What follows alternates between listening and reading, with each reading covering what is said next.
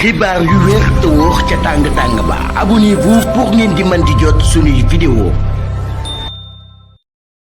kii di Thierno Alassane Sall di ak personnalité politique bu kenn doot présenté ci réew mi di Sénégal di njiitalu parti politique bi ñu dippee République des Valeurs démb ci conférence de presse bi mu daan amal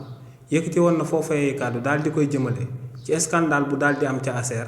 te indirectement daal di nay setal ba mu set wecc Jean Michel Sène ak gouvernement bu Sénégal waaye tamit daal dina leen di ŋàññ. si li ni mel kii di Thierno Alassane Sall ne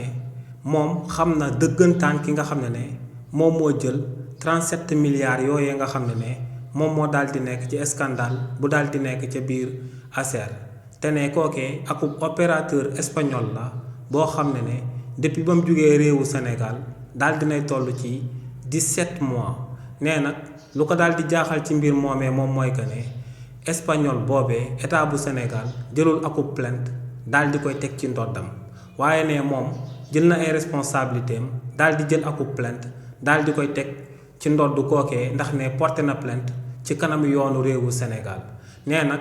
lu ko jaaxal moom mooy tekk-tekkaaral bi nga xam ne moom la état bu Sénégal daal di am daal di koy jëmale ci jëmmu opérateur espagnol boobee ndax ne xibaar boobee mu daal di fësal ne état bu Sénégal xam na ko bu baax ne état bu Sénégal xam nañ ku daal di jël 37 milliards yooyee daal di nekk ca ASER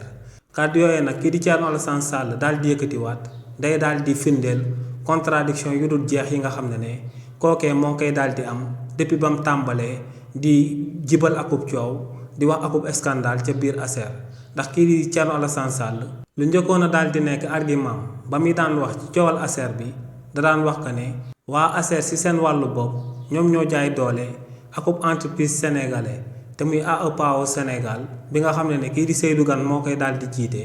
daal di jël entreprise boobee néewal ko doole ci kanamu akub entreprise espagnol bii di AEPAO Espagne waaye nag ñoo ngi gën a dem discours yi di gën a daal di changé ba tey kii di Thierno Alassane Sall ne